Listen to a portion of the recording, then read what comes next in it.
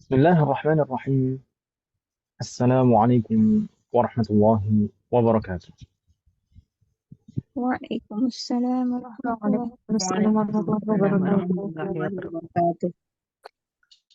الحمد لله حمدا يوافي نعمه ويكافئ مزيده، والصلاة والسلام على نبينا محمد وعلى آله وأصحابه ومن تبعهم بإحسان إلى يوم الدين. أسأل الله أن يفقهنا في الدين، وأن يعلمنا بما ينفعنا، وأن ينفعنا بما علمنا، وأن يزيدنا علما نافعا وعملا صالحا، إنه ولي ذلك والقادر عليه. وبعد، الحمد لله، في هذه الليلة المباركة بالتوفيق والعون من الله تعالى نستطيع أن نلتقي مرة أخرى لنستمر دراستنا وتعلمنا للكتاب سلم التوفيق، وكذلك للمدخل إلى الفقه الإسلامي. نرجو الله أن يسهلنا وأن يباركنا في تعلمنا هذا. Amin. Alhamdulillah, Mas, sekalian. Ini pertemuan kita yang ke berapa, Mas, sekalian? Ke 6 atau ke 7? Ke 7, Mas. Nah, nggak ngitung. Nah, dan Alhamdulillah di pertemuan yang lalu kita sudah mulai masuk di pembahasan kitab Sulamut Taufiq pada pembahasan syahadat, yaitu terkait dengan kewajiban yang paling dasar, kewajiban yang wajib dilakukan oleh setiap orang. Kalau orang kafir, maka harus saat itu juga dilakukan kewajiban tersebut. Tapi kalau misalkan orang muslim, maka tetap wajib melaksanakan kewajiban tersebut, setidaknya di dalam salat, yaitu mengucapkan 2 kalimat syahadat. Dan kemarin kita juga sudah bahas syarat-syarat 2 kalimat syahadat. Supaya 2 kalimat syahadat itu diterima bagaimana. Dan sempat kita juga bahas untuk bagaimana seorang mu'allaf saat mengucapkan 2 kalimat syahadat. Semoga Allah memberikan taufik kepada kita semuanya. وهذه الليلة إن شاء الله سنستمر في قراءة الكتاب وبيانه.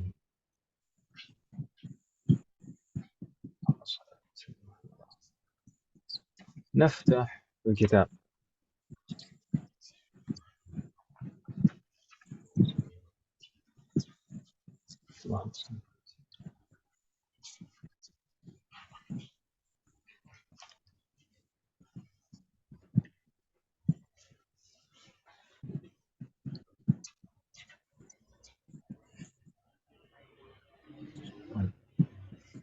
Insya Allah jelas, Om, ya, yang ada di layar. Jelas, Ustaz. Kemarin kita sempat membaca dan membahas qaulul muallif rahimahullahu ta'ala wa nafa'ana bihi wa bi'ilmihi fid darain amin. فمما يجب علمه واعتقاده مطلقا والنطق به في الحال إن كان كافرا، وإلا ففي الصلاة الشهادتان، وهما أشهد أن لا إله إلا الله وأشهد أن محمدا رسول الله صلى الله عليه وسلم. Kemarin sudah kita baca ini, kita terjemahkan dan kita jelaskan maksudnya. Wa nastamir hadhihi al-laila fil faqrah ba'daha. Kita lanjutkan malam ini ke paragraf berikutnya. Man taqra? Siapa Muhammad yang mau membaca masih kalian? Ini sudah ada 15 Muhammad yang sudah hadirah.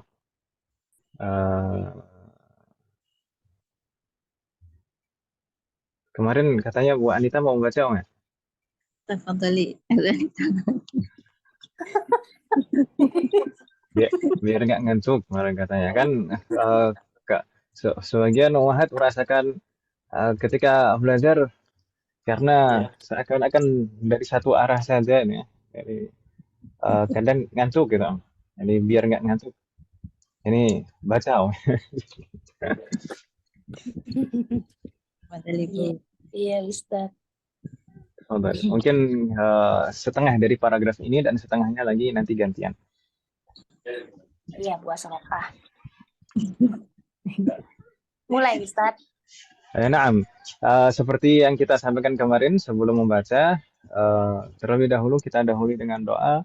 Qala al-muallifu rahimahullahu ta'ala wa nafa'ana bihi wa bi'ilmihi fid dharaini amin. Gitu ya. Doanya yang mana, Ustaz? Doanya yang mana? Yang itu. Iya, intinya mendoakan mu'alif gitu ya, Ustaz. Nah, atau saya munculkan di sini Om, supaya Iya. Bingung yang di depan ya. saya kemarin saya munculkan di layar aja Om. Nampak Om di layar? Qala al-muallifu atau al-musannif sama. Kalau kita mau bilang muallif atau musannif maknanya sama. Penulis rahimahullahu taala, semoga Allah merahmatinya, wa nafa'ana bihi, dan semoga Allah memberikan manfaat darinya dan dari wa bi'ulumihi, dan dari ilmu-ilmunya untuk kita semuanya fid dharaini, di dunia dan akhirat. Amin. Amin. Ya, sudah hafal Om? Qala al-muallifu rahimahullahu ta'ala wa nafa'ana bihi wa bi'ulumihi fid dharaini amin. Gitu ya. Qala al-mu'alif rahimahullahu ta'ala wa nafa'ana bihi wa bi'ulumihi ya. Bi'ulumihi boleh, bi'ilmihi atau bi'ulumihi la ba'sa. Fidaraini amin. Daraini maksudnya dunia akhirat. Nah. Ini tak screen capture aja lah. Sudah? Sudah. Baik. Na'ud. Ya. Bismillah. Makna syahadatil. Qala al-mu'allif mana tadi? Qala al-mu'allif. Oh, ulang ya. Qala Iya Ustaz. Qala mu'alifu rahimahullahu ta'ala wa nafa'ana bihi wa bi ulumihi fiddaraini amin. Iya benar nggak sih? Sahih. Iya Ustaz. Ya. Terus تفضلي اقرأي معنى الشهادة الأولى. معنى الشهادة الأولى ومعنى أشهد أن لا إله إلا الله أن تعلم وتعتقد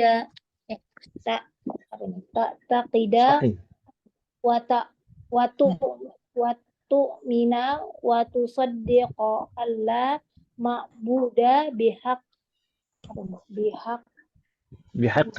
Hakin ya Ustaz ya? Nah.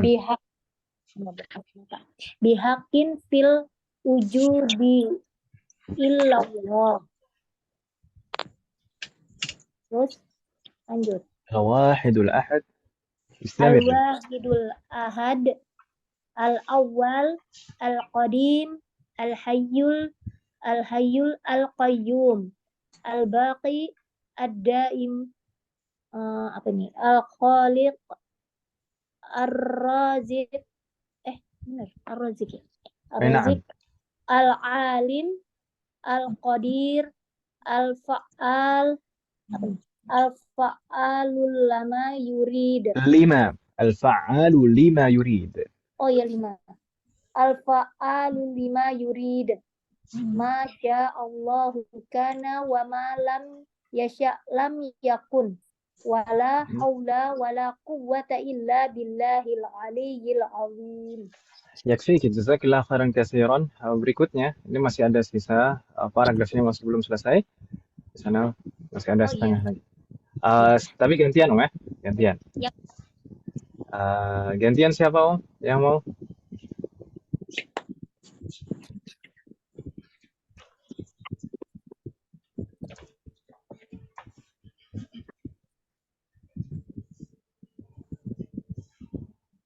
Ada yang mau membaca tanpa ditunjuk, Muhammad? Dua surat tuh. Nggak ada yang baca ini. Ibu yang lain silakan. Silakan. Tunjuk Ustadz, nggak apa-apa Ustadz. Malu-malu ibu-ibunya. Ditunjuk. Iya, recommended. Bu, kemarin sempat kita ingin menunjuk Bu Yanti. Bu Yanti, tafadhali Bu Yanti.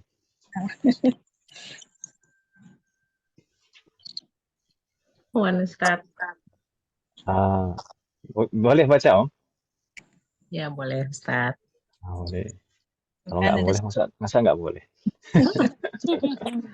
Langsung Ustaz apa dengan doa lagi? Ya usah langsung. Enak, terus nggak masalah. Kalau misalkan dengan doa lagi maka itu lebih baik, lebih afdal karena kan baru mulai baca juga Bu Yanti.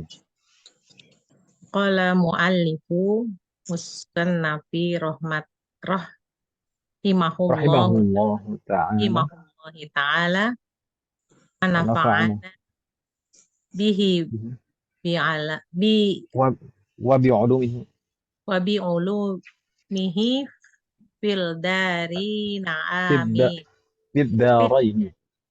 fid daraini mausufun bi kulli kamalin munazzatun an kulli naqsin laisa kamithlihi syai'un wa huwa Laisa kamithlihi. Laisa kamithlihi. Nah. laisa kamithlihi syai'un wa huwa samiul basir. Nah. Fahuwal qadimu wa ma siwahu hadith. Panjang ya. Wa ma siwahu hadith. Wa huwal khaliqu wa ma siwahu makhluqun. Wa kalamuhu qadimun ayy bilal bilabtida'in. Ya. Ayy bilal. Bilabtida'in. Bilabtida'in. Naam. Sa'ili sifatihi. Li'annahu subhanahu mubayyinun li jami'il makhluqati fi dzati was-sifati was-sifati wal af'al wa mahma tasawwarta bibalik Allahu ta'ala la yushbihu dhalik.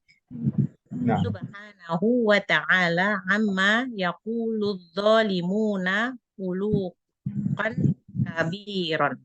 Uluqan kabiran. Iftah Allah alaik. Iftah Allah alaikum jami'an. Terus sekali tadi sudah dibaca oleh Bu Anita dan Bu Yanti. Yang saya baca sekilas. Makna syahadatul ula. Jadi di sini pembahasan berikut ini adalah terkait dengan makna asyahadah al-ula. Wa ma'na asyhadu an la ilaha illallah an ta'lama wa ta'taqida wa tu'mina wa tusaddiqa an la ma'buda bihaqqin fil wujudi illa Allah. Al-wahidul ahadu al-awwalul qadim al-hayyul qayyum al-baqi ad-da'im al-khaliqu ar-raziqu al-alimul qadir al-fa'alu lima yurid.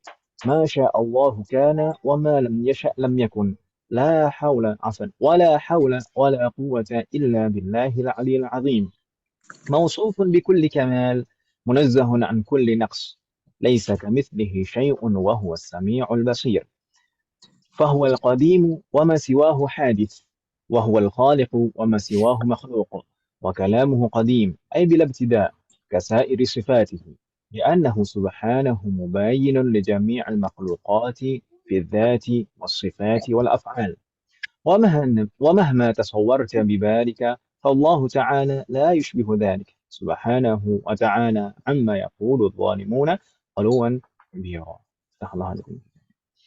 Baik, berikutnya sekalian kita akan coba menerjemahkan secara singkat terjemah secara singkat, secara umum. Jadi maknanya ini bagaimana? Makna asyhadatil ula. Makna dari syahadat yang pertama, yaitu syahadat asyhadu an la ilaha illallah. Wa makna asyhadu an la ilaha illallah. Makna dari asyhadu an la ilaha illallah adalah an ta'lama. Ma makna ta'lam? Kata Mengetahui. Wa ta'taqid. Ma makna ta'taqid? yakin, Meyakini. Wa tu'min. Ma makna tu'min? mengimani, Percayai. Naam. Wa tusaddiq. Ma makna tusaddiq? membenarkan. Membenarkan. Naam. Saya ulangi lagi. Jadi makna asyhadu an la ilaha illallah maksudnya adalah hendaknya engkau memahami, maksudnya mengetahui atau memahami dan meyakini dan mempercayai dan membenarkan bahwasanya la ma'buda bihaqqin fil wujudi illallah. Bahwasanya tidak ada sesembahan yang hak, tidak ada sesembahan yang benar dalam kenyataan kecuali Allah. Gitu bukan? La ma'buda bihaqqin fil wujudi illallah. Nah, tidak ada ma'bud, sesuatu yang disembah. Kalau kita perhatikan di sini di sini adalah la an-nafiyah lil jinsi. Jadi tidak ada satupun sesembahan yang benar, yang hak dalam kenyataannya illallah, kecuali Allah. Al-wahidul ahad, yang mana beliau itu Maha Esa satu-satunya. Pemirsa sekalian, nanti insya Allah kita jelaskan juga. Seringkali di dalam bahasa Arab itu disebutkan dua kata berturut-turut yang maknanya hampir sama. Dan sempat juga sudah kita baca di muqaddimah dari muallif rahimahullah kemarin, juga ada kata seperti itu, ya kan Ibu ya? Ada dua kata berturut-turut seperti al-qarib dan az-zulfa kemarin. Seringkali ya, di ungkapan orang Arab itu seperti itu. Ada dua kata berturut-turut yang maknanya hampir sama. Bisa maknanya itu, bisa maksudnya itu adalah penegasan makna. Tapi bisa juga menyebutkan hal secara lebih rinci. Ya, karena ada perbedaan secara detail. Secara rinci itu ada perbedaannya biasanya. Baik. Al-awwalu itu maksudnya hal yang paling awal. Maksudnya apa? La ibtida'a lahu. Tidak ada hal lain yang mengawalinya. Jadi Allah itu paling awal ada. Tidak ada hal lain yang mendahuluinya. Gitu ya, Bu ya? Kemudian al-qadim. Sebenarnya al-awwal dan al-qadim itu juga maknanya sama. Al-qadim kalau dinisbatkan kepada Allah, maka maksudnya adalah al-awwal. Gitu ya, Bu ya? Yes. Jadi al-qadim itu kalau dinisbatkan kepada Allah, maka maksudnya adalah maknanya adalah al-awwal. Tapi maksudnya di sini disebutkan di sini bisa untuk penegasan, bisa untuk ingin menyebutkan hal yang lebih rinci lagi. Maksudnya al-qadim di sini adalah bahwasanya Allah itu tidak akan pernah apa istilahnya? Jadi ada itu tidak, keberadaan Allah itu tidak membutuhkan bantuan dari hal lain. Tidak ada pendahulu yang membuatnya ada. Gitu ya, Bu ya? Yes.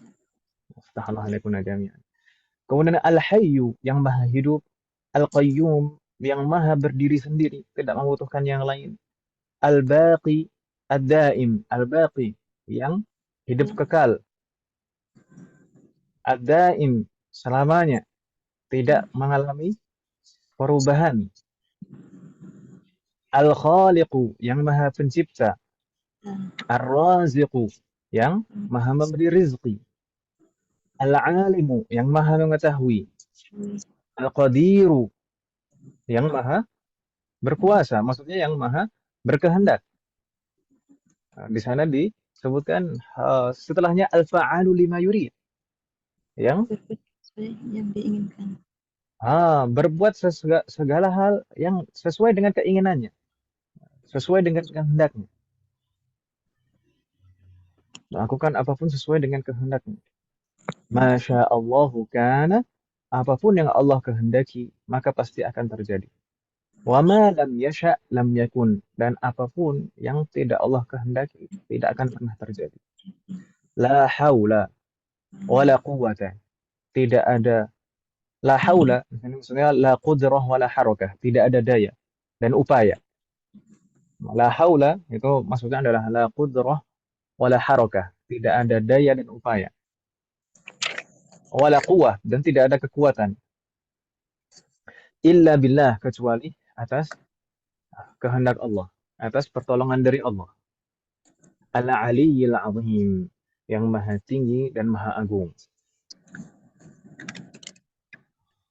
Mausufun bikulli kamal.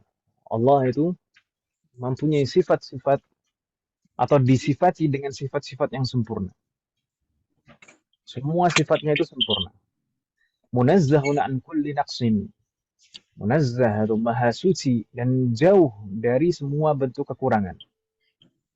Kita ibu ya. Dan di sana ada kutipan ayat laisa kamitslihi syai'un wa huwas samii'ul basir. Tidak ada satu apapun yang menyerupainya. Gitu kan? Laisa kamitslihi syai'un. Tidak ada satu hal apapun yang menyerupainya. Wa huwas samii'ul basir. Dan Allah Maha mendengar dan Maha melihat. Karena sekalian di dalam ayat ini tentu ibu-ibu sekalian kebanyakan dari ibu-ibu sudah pernah mempelajari laisa, ya kan ibu ya? Nah, Laisa itu ada isimnya dan ada khabarnya. Mm-mm. Ya atau ya? Yes. Di sini ismu laisanya mana dan khabaru laisanya mana? Kamis. Kamis apa? Mislihi. Misli. Kami selihi itu isimnya atau khabarnya? Bentar Ustaz. Ism Laisa. Masal. Pelan-pelan. Jar majrur itu bisa jadi mubtada atau tidak? bisa. Oh, Syai'un. Jar majrur misalkan fil masjidi. Fil masjidi itu bisa jadi mubtada tidak? Bisa. itu khobaru Masa. diputer apa tukar guling Gini ibu-ibu sekalian, mungkin kita sedikit murajaah sedikit dulu di semester, mungkin kalau di Kubaro udah belajar kitab Durus Lughah di awal-awal kita mempelajari rangkaian mubtada dan khobar. Yang bisa menjadi mubtada itu apa? Ada isim. Ism. Harus berupa ism. Harus berupa ism dan pada dasarnya ism tersebut ma'rifah. Ya kan, Om? Nah, boleh nakirah dalam kondisi tertentu. Ya atau ya? Iya Termasuk Ustaz. di sini boleh nakirah. Tayyib. Berarti kalau harf itu bisa jadi mubtada atau tidak? Enggak. Bisa. Enggak. Harful jar bisa tidak jadi mubtada? Tidak. Enggak bisa. Nggak bisa. Jadi kalau ada rangkaian jar dan majrur itu pasti khobar. Di sini ka misli, kaf itu harful jar, misli ism majrur, ya kan Ibu Mbak? Iya, Ustaz. Berarti ini adalah khobar yang diawalkan. Iya. Betul ya? Khobar muqaddam. Berarti ismu laisanya mana? Syai'un. Syai'un. Gitu ya? Ism laisanya adalah syai'un. Yaitu ism laisa mu'akhir. Ism laisa mu'akhir. Gitu Ibu ya? Ya Ustaz. Marfu. Ism laisa kan marfu Ibu ya? Ism laisa Iya marfu. Ustaz. Ya. Sedangkan khobarnya mansub. Na'am kamislihi itu jar majrur syai'uhul jumlah fi mahalli nasbin, dalam keadaan nasab karena sebagai khobarnya laisa. Allah ini kemudiannya. Gitu Ibu ya. Kemudian satu hal lagi mungkin kita sampaikan di sana, syai'un itu bentuknya nakirah. Ya atau ya? Ya Ustaz. Bentuknya nakirah dan dinafikan dengan laisa. Apakah di sini tidak ada maksudnya? Tentu ada maksudnya Ibu sekalian. Di antara ungkapan keumuman adalah ism nakirah yang dinafikan. Ism nakirah yang dinafikan. Seperti di sini. Syai'un ini nakirah dinafikan dengan laisa, ya atau ya? Ya Ustaz. Berarti ini menunjukkan keumuman. Makanya saya selalu menyampaikan dulu waktu kita membahas tentang ma'rifah dan nakirah, itu saya menyampaikan saya tidak setuju kalau ada yang mengatakan ma'rifah itu umum, nakirah itu khusus. Enggak, beda, sama sekali beda. Nakirah ma'rifah itu bukan umum khusus. Nakirah itu non spesifik, ma'rifah itu spesifik, ya kan Ibu ya? Iya, Ustaz. Karena ma'rifah itu bisa jadi umum, bisa jadi khusus. Nakirah juga bisa jadi umum, bisa jadi khusus. Seperti di sini syai'un ini nakirah, tapi maknanya umum karena dinafikan. Gitu Ibu ya? Bingung tidak Om? Ini baru Ya, mulai sudah Ustaz, bingung. bingung. Murojaah. Apa Iya, Ustaz? Nah, Karena spesifik itu kalau buat setahu saya, spesifik itu kan artinya khusus, spesial gitu. enggak, umum dan khusus di dalam bahasa Arab itu maksudnya berbeda, tidak seperti itu. Am dan khas di dalam bahasa Arab, am itu mencakup semuanya. Kalau khusus itu hanya beberapa hal saja. Betul Ustaz. jadi kalau Betul, ini ya? apa? Tapi kan Ustaz tadi Kalau bilang kan nakirah itu bukan umum. Sama sekali bukan. Nakirah itu sama sekali bukan umum. maksudnya non spesifik di sini. Tadi kan Ustaz bilang ma'rifah itu lebih tepat pada spesifik. Nakirah itu non Nah, spesifik. Nah, sementara kalau pemikiran maaf, ini berdasarkan apa pengetahuan saya aja Ustaz. Non spesifik itu kan berarti kan umum Ustaz. Sedangkan spesifik itu kan berarti kan khusus. enggak, dalam bahasa Arab tidak seperti itu. Jadi gini, saya gambarkan biasanya kalau saya menjelaskan di semester 1, ini pelajaran semester 1. Saya menjelaskan seperti ini. Perbedaan antara nakirah dan ma'rifah. Sambil murojaah Ibu yang enggak apa-apa ya. Bismillahirrahmanirrahim. Misalkan ada perintah, iqra kitaban dan iqra al-kitaba. Bedanya apa? Kitaban lebih kepada umum. Buku. Tidak, bukan umum. Kalau umum itu berarti kita disuruh untuk pelan-pelan. Kalau itu umum, itu berarti kita diminta untuk membaca semua buku yang ada. Enggak, dan itu bukan seperti itu maksudnya. Nakirah tidak seperti itu. Jadi Nakirah itu non spesifik. Non spesifik di situ maksudnya apa? Iqra kitaban, di situ kita boleh membaca buku apa saja. Yang penting baca buku berarti telah melaksanakan perintah tersebut. Betul Ustaz, betul. Berarti bukan semuanya kan Om ya? Bukan semua buku harus dibaca, ya atau ya? Maksudnya di sini memang bukan semua buku, tapi buku apapun gitu loh Ustaz maksudnya. Ya, tapi kalau umum di dalam bahasa Arab, am itu mencakup semuanya. jadi satu aja sudah mewakili gitu. Ini kan ada spesifikasi bendanya kan Ustaz? Jadi Maksudnya?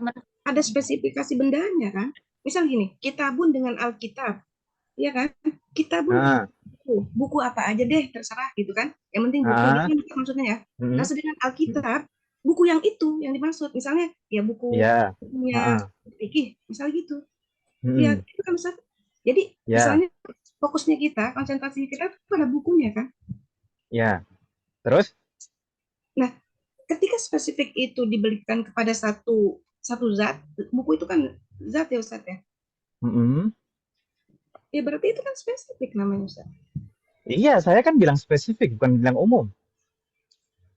Khusus maksudnya. Spesifik itu artinya khusus kan? Enggak. Spesifik bukan khusus. Maksudnya khusus di sini khusus satu benda doang gitu Ustaz. Jadi dalam bahasa Arab, dalam usul fikih, dalam bahasa Arab, umum dan khusus itu berbeda. Bukan seperti itu. Karena ma'rifah itu bisa umum. Ma'rifah itu bisa umum. Contohnya apa? Alhamdulillahi. Itu maksudnya apa? Semua bentuk pujian hanya milik Allah. Gitu ya. Al di situ ada alnya. Itu maksudnya apa? Semua bentuk pujian hanya milik Allah. Itu umum. tapi bentuknya ma'rifah. Jadi umum dan ma'rifah beda. Nakiroh itu bisa umum juga, bisa khusus juga. Di antara bentuk nakiroh yang umum apa? Misalkan nakiroh yang dinafikan. Nakiroh yang dinafikan. La ilaha illallah. Kata ilah di situ umum, mencakup semuanya. Dinafikan. Di sini juga laisa kamitslihi syai'. Syai' di sini dinafikan dengan laisa. Jadi tidak ada satu hal apapun. Jadi nakiroh itu bisa umum. Nakiroh bisa umum, bisa khusus. Ma'rifah bisa umum, bisa khusus juga. Jadi antara nakiroh dan ma'rifah berbeda dengan khusus dan umum. Itu Om ya. Jadi maksudnya dalam hal fikih doang ya Ustadz, nakiroh sama ma'rifah Bukan itu dalam berbeda. hal. Saya tadi menyebutkan contoh bukan dalam fikih dong. Alhamdulillah bukan dalam fikih. La ilaha illallah bukan dalam fikih. Dalam bahasa Arab seperti itu. Bukan dalam fikih saja, tapi dalam bahasa Arab seperti itu. Bising Ustadz. Bagaimana Om? Halo? Halo Ustadz, bising Ustadz. Bagaimana? Nah, Tadi bising Ustadz. Tadi apa Om? hilang. Ustadz bising tadi, bising. Afwan. Baik. Jadi ini bukan hanya dalam konteks fikih saja, sedangkan kita saat ini bukan membahas fikih.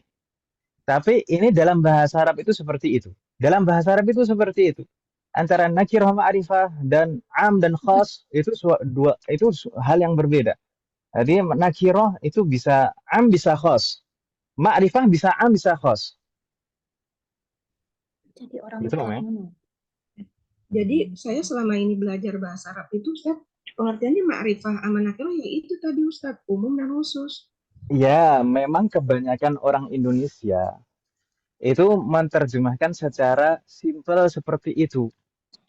Tapi sebenarnya saya tidak setuju. Saya tadi bilang tidak setuju, bukan berarti nggak ada yang bilang seperti itu. Karena kebanyakan orang Indonesia itu semua diterjemahkan, ya termasuk juga misalkan kemarin pembagian kata menjadi 3. Ada fi'lun, ada ism, dan ada harf. Fi'lun jelas, itu kata kerja. Kemudian harf, kalau saya menjelaskan harf itu bukan hanya huruf gitu saja. Tapi kalau dalam bahasa kita, itu kata bantu. Kemudian ism kalau kebanyakan orang di Indonesia menerjemahkan ism itu kata benda. Tapi saya tidak menerjemahkan seperti itu. Karena ism di dalam bahasa Arab itu tidak hanya sekedar kata benda. Tapi semua kata yang tidak masuk pada fi'lun dan harf, maka masuk pada ism. Gitu Om ya. Jadi permasalahan bahasa Arab itu terkadang itu harus ada pendekatan dengan bahasa kita. Betul. Memang seperti itu. Jadi kadang itu kalau tidak seperti itu akan menimbulkan kesalahpahaman. Terkadang kalau tidak seperti itu akan menimbulkan kesalahpahaman. Misalkan misalkan ism. Kalau misalkan dikatakan ism itu kata benda. Kata benda dalam bahasa kita kan hanya benda dengan benda. Kalau misalkan ism isyarah, kata tunjuk. Kemudian kata tanya. Wow, berarti kalau menurut kita ism itu kata benda, berarti itu bukan ism. Padahal dalam bahasa Arab kata tunjuk itu ism isyarah. Kata tanya itu ism juga, ism istifham misalkan seperti itu. Dhamir juga ism, bilangan juga ism. Banyak sekali ism yang bukan kata benda. Gitu Om ya. Mungkin belum sampai kali Ustadz ya pemikiran kita itu dengan pemikiran Ustadz gitu. Jadi masih kalau saya pribadi masih tahap di bawah gitu Ustadz ya, masih dasar. Ya bukan gitu juga sih Om ya. Ya semoga Allah membukakan pintu ilmu dan amal untuk kita semuanya.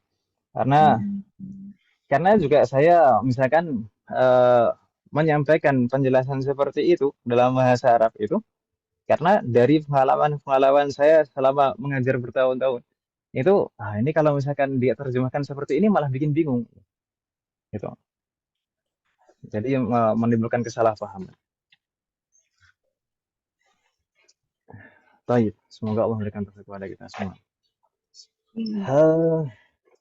Ini tadi kembali ke laisa kamitslihi syai'un wa huwas samiul alim. Di dalam ayat ini tadi laisa itu fi'lun naqis ya kan Ibu ya.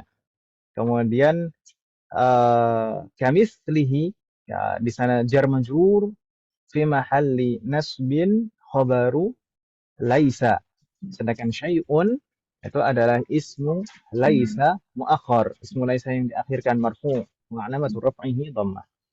Allah nikunna jami'an. Dan di sini kita sampaikan tadi syai'un ismu laisa di sini dinafikan dengan laisa dan bentuknya nakirah, bukan tanpa maksud.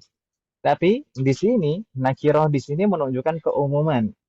Nakirah setiap nakirah yang dinafikan, maka itu menunjukkan keumuman. Beda dengan nakirah yang tidak dinafikan, maka tidak menunjukkan keumuman. Jadi kalau diterjemahkan seperti tadi, laisa kamitslihi syai'un, tidak ada satu hal apapun yang serupa dengannya. Gitu ya Bapak ya?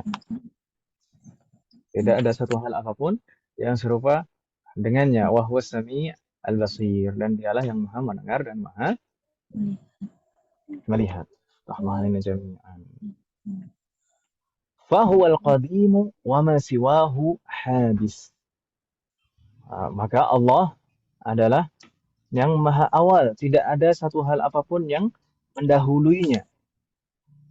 Wa ma siwahu hadis. Adapun semua hal selain Allah, siwa itu selainnya, selain Allah, hadis.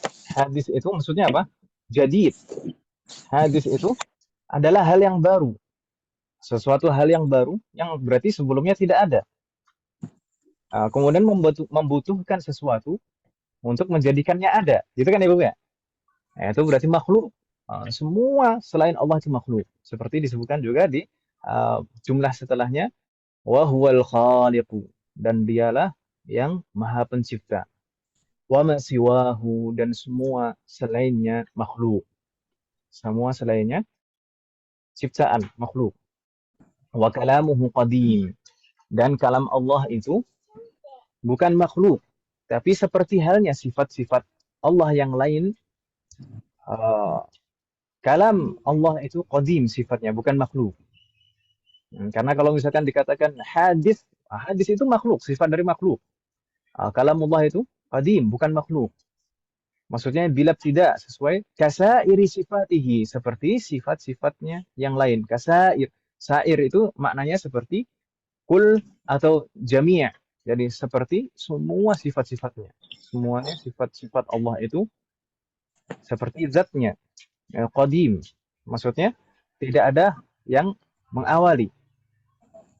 Li'annahu subhanahu mubayyinun li jami'al makhluqat.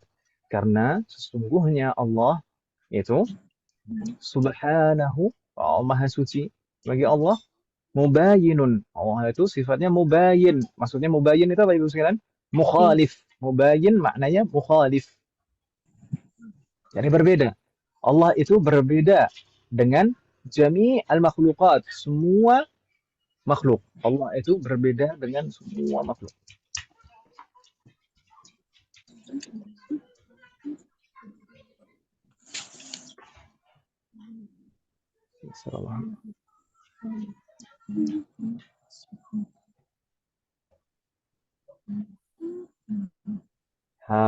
Nastamir. Mubayyinun li jami'il makhluqat fil dzat. Berbeda dalam hal apa? Pertama, fil dzat, secara zatsnya. Hakikatnya berbeda. Was-sifat, dan berbeda juga dengan semua makhluk dalam sifat-sifatnya. Wal af'al, dan bentuk dan semua perbuatannya. Ya Allah berbeda dengan semua makhluk dalam 3 hal, baik secara zat, sifat maupun perbuatannya. Oh ya, Ibu sekalian, di sana kita temukan tadi di atas, di baris atasnya ada bilab tidak. Di situ ada kurung kotak gitu ya. Dan setelah ini, setelah wal af'al itu juga ada kurung kotak. Di situ menunjukkan isyarat sebenarnya kata ini dan jumlah ini tidak pada semua manuskrip itu ada. Tidak pada semua manuskrip ada, tapi sebagian manuskrip ada. Gitu, Om ya? Artinya apa Ustaz? Bila tidak itu? Bila Maksud tidak tanpa ada satu hal apapun yang mengawalinya. tanpa awalan. Jadi tidak ada hal lain yang mendahuluinya. Gitu, Om ya? Tidak ada. Yang qadim itu ya Ustaz ya? Tanpa Gimana, Om? diawali. Tanpa Yang diawali. qadim itu ya? Bagaimana satu-satu yang ngomong tidak terdengar jelas. Silakan Bu. Iya, tanpa diawali ya Ustaz. Tidak ada yang mendahuluinya. Nah, Mendahului. Mama, tadi gimana Bu Ashraf? Yang di dalam kurung itu maksud dari qadimun itu ya Ustaz? Fakalamu qadimun. Naam, ai maknanya qadim di situ adalah bila tidak gitu. Jadi terkadang beberapa kata yang tidak di semua manuskrip ada, itu terkadang bisa jadi itu adalah penjelasan atau ta'liq dari yang menyalinnya, bisa jadi seperti itu. Gitu ya. Nah, Ustaz. Kemudian di sini juga setelahnya ada dalam kurung kotak ke sana wa mahma tasawwarta bibalik, dan meskipun kita membayangkan seperti apapun di dalam benak kita, bal itu benak, tasawwara yatasawwaru itu membayangkan, dan meskipun kita membayangkan bagaimanapun juga di dalam benak kita bibalika, fallahu ta'ala la yushbihu dzalik, maka Allah Subhanahu wa ta'ala tidak akan pernah serupa dengan hal tersebut yang kita bayangkan. Subhanahu wa ta'ala, Allah Maha Suci dan Maha Tinggi. Amma yaqulu adh-dhalimuna 'uluwan kabira. Allah Maha Suci dan Maha Tinggi dari apa yang dikatakan oleh orang-orang zalim dengan setinggi-tingginya. Ibu kalau misalkan sudah belajar maf'ul mutlaq, maka ini uluwan ini maf'ul mutlaq. Ya Ibu ya, yang di semester 8 Allah alaikum najamna. Baik. Sampai di sini terkait dengan maknanya. Sebelum kita ulas umat sekalian, ada pertanyaan? Semoga Allah memberikan taufik kepada kita semua.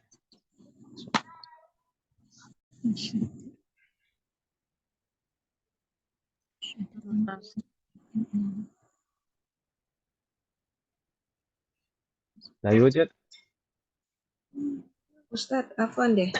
Saya maksudnya persiapan apa sih sebelumnya yang apa yang harus kita siapkan sebelum kita mempelajari ini pelajaran kita ini Ustadz? Kalau bukan secara fisik, maksudnya secara ruhi itu Ustadz, baiknya gimana Ustadz? Secara apa? Ya secara ruhiyah gitu, secara mental. Karena saya merasa kadang-kadang kalau misalnya tidak paham dengan yang Ustadz jelaskan itu membuat saya menjadi kayak berkurang gitu, seperti ada yang berkurang gitu dalam diri saya gitu, karena nggak bisa mengikuti alur yang Ustadz terangkan gitu. Misalnya gimana? Ketinggalan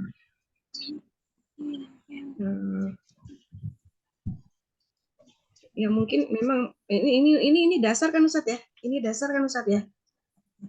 Naam. Ini pelajaran dasar kan. Naam, ini kalau yang materi yang kita pelajari ini memang untuk tahap pemula. Jadi apa istilahnya? Hal mendasar yang memang wajib dipelajari. Naam. Iya.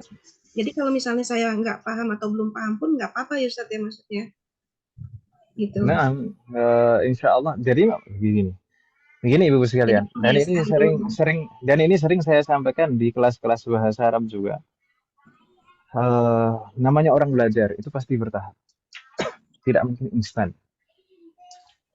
Saya pernah mungkin ibu-ibu beberapa ibu-ibu yang belajar di kelas saya mungkin pernah mendengar saya pernah mengatakan seperti namanya belajar itu pasti butuh proses. Bagaimana para ulama mengatakan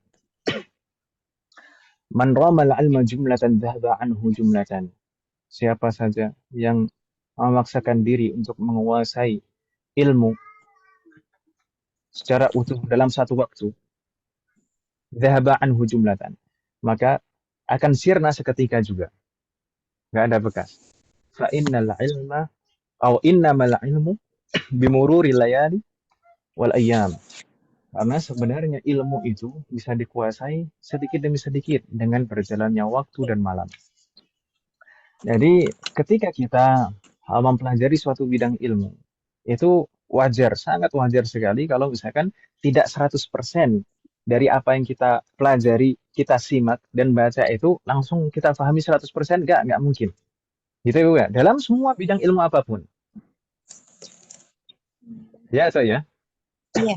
Nah, Ya, Iya, Ustaz. tapi biasanya makanya di sana belajar itu butuh keistiqomahan itu karena di situ. Ah, karena dalam prosesnya itu akan melengkapi. Karena dalam prosesnya itu akan melengkapi.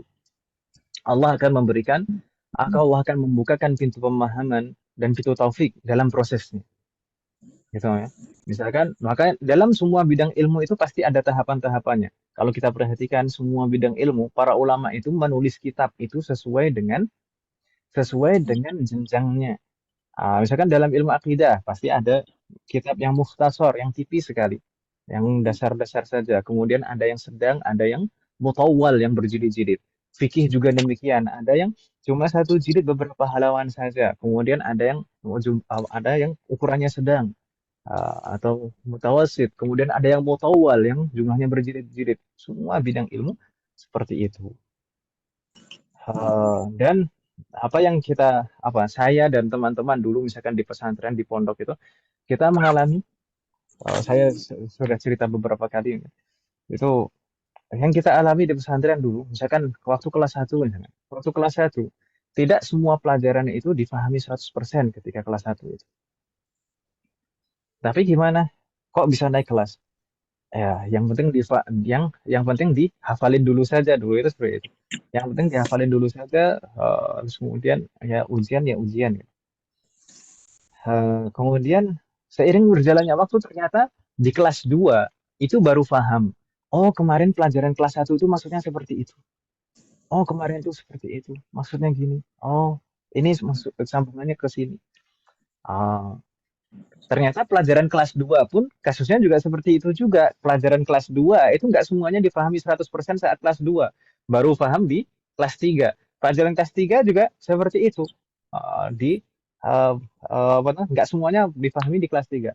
Kemudian kalau dulu di pesantren saya nyambung kelas 1 sampai kelas 6. Di kelas 6 itu ada ujian akhir. Ujian akhir itu yang diujikan adalah semua materi pelajaran dari semester 1 sampai kelas 6. Dari kelas 1 sampai kelas 6. Dari kelas 1 sampai kelas 6. Dari situlah kita mulai terbentuk pengetahuan kita. Oh, seperti menyusun puzzle seperti itu. Oh, begini maksudnya dulu seperti ini. Oh, seperti ini. Baru paham seperti itu. Dan ternyata apa yang saya alami di pesantren dan saya tentu di pesantren itu mempelajari ilmu syar'i.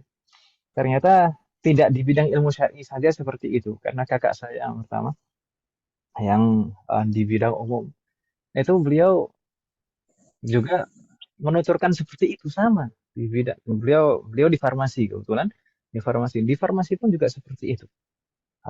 Beliau merasakan seperti itu dulu waktu belajar itu dosen itu ngajar itu ya semuanya kayak apa namanya pengetahuan itu ya pencar sendiri-sendiri seperti itu. Ketika sudah lulus itu baru seakan-akan puzzle itu tersusun. Makanya kakak saya sekarang kalau misalnya ngajar murid-muridnya itu mungkin mengambil langkah yang sedikit berbeda dengan guru-guru yang dulu kata beliau seperti itu. Baik. Afwan Ustadz, mungkin saya bisa tambahkan seperti kemarin minggu lalu seperti pertanyaan saya tentang sertifikat mu'alaf.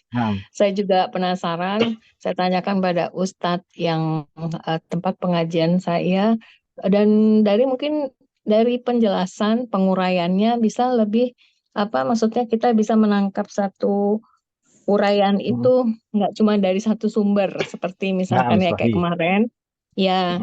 Kemarin itu justru dibilangnya bahwa sertifikat itu hanya teknisnya, katanya begitu. Nah, di sana saya baru paham itu teknisnya. Jadi tetap kalau pengajaran Rasul yang sudah ajarkan itu memang sudah lengkap, artinya tidak perlu kita menambahkan apa-apa lagi. Tapi dalam hal ini ternyata itu teknisnya gitu. Teknis dalam artinya gini, saya sih menangkapnya mungkin berbeda penguraian baru kita bisa paham gitu. Itu aja sih Ustaz. Semoga Allah memberikan taufik pada kita semuanya. Amin.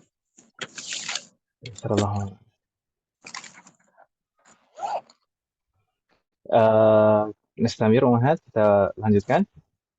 Ustaz. Ya Ustaz. Fadol. Nah, nanti insya Allah semoga Allah memberikan taufik dan membukakan pintu ilmu dan amal untuk kita semuanya, karena kita masih di awal ilmu sekali, masih di awal sekali. Dan termasuk juga masalah kemarin pengantar ilmu fikih itu kita baru membacanya baru sedikit sekali. Di sana nanti insya Allah akan banyak hal yang insya Allah akan seperti apa ya, hal baru yang kita akan fahami di pengantar ilmu fikih. Baik, Nastamir. Ma'na syahadah al-ula, makna syahadat yang pertama. Jadi pembahasan di sini adalah terkait dengan makna asyhadu an la ilaha illallah. Al-muallif rahimahullahu wa nafa'ana bihi wa bi'ilmihi fid dharain. Amin. Beliau mengatakan makna asyhadu an la ilaha illallah adalah an ta'lama wa ta'taqida wa tu'mina wa tusaddiqa alla ma'buda bihaqqin fil wujudi illallah. Bahwasanya saat kita, jadi di sini sebenarnya yang beliau sebutkan di sini rahimahullah ini adalah tingkat pengetahuan paling dasar dalam memahami sampai batas koma ini ya, sampai batas koma ini saya maksud anta alama wa ta'taqida wa tu'mina wa tusaddiqa alla ma'buda bihaqqin fil wujudi illallah, sampai koma ini adalah batas minimal yang harus diketahui seseorang saat mengucapkan dua kalimat syahadat. Jadi seakan-akan maksudnya bagaimana?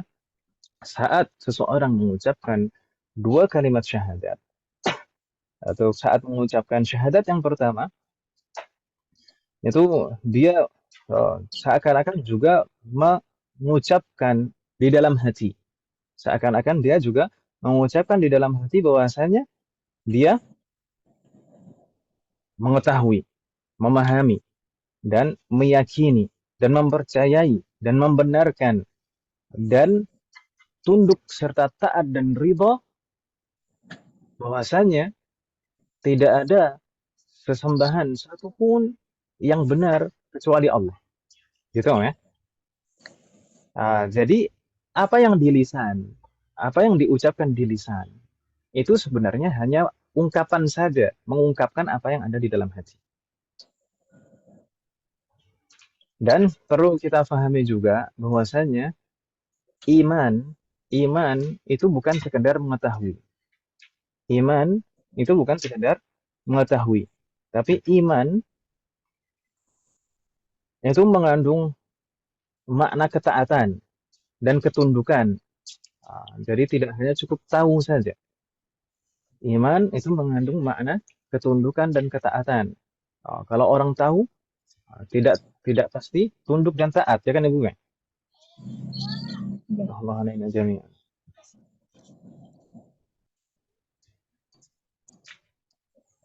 Jadi makna la ma'buda bihaqqin fil wujudi illallah di sini adalah kita menetapkan bahwasanya sifat uluhiyah itu hanya dimiliki Allah semata, dan kita menafikan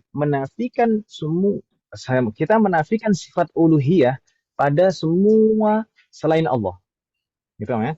La ma'buda bihaqqin illallah atau la ma'buda bihaqqin fil wujudi illallah, itu makna la ilaha illallah. Jadi saat kita mengucapkan itu, berarti kita menetapkan bahasanya sifat uluhiyah, yaitu yang berhak untuk disembah itu hanya Allah semata. Dan kita juga menafikan sifat uluhiyah pada semua hal selain Allah. Anna Allah Ta'ala wahdahu huwa alladhi yastahiqqu an yu'bad Jadi hanya Allah satu-satunya yang berhak untuk disembah. Maksudnya yang disembah di sini an yutadzallallahu aqsa tadzallul. Jadi kita merendahkan diri kita serendah-rendahnya, menundukkan diri kita setunduk-tunduknya. Ini yang berhak mendapatkannya siapa? Hanya Allah semata.